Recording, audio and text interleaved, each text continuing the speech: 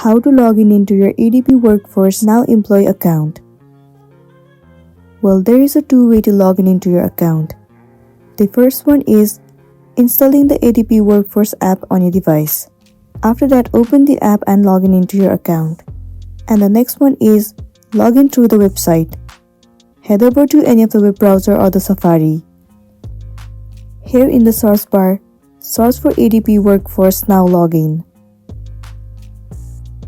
Head over to the very first site.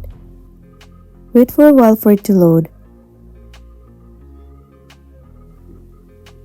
It will redirect you to this page. Click on Not Now. Now what you want to do is enter your user ID of your ADP Workforce account. Once you have entered your user ID, click on Next. Now you have to enter the password of your account. Once you have entered the password, click on Sign In and you will be signed into your account. After that, you'll be good to go.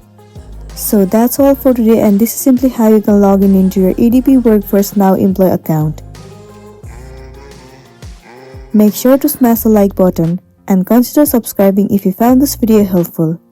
We'll see you in the next one.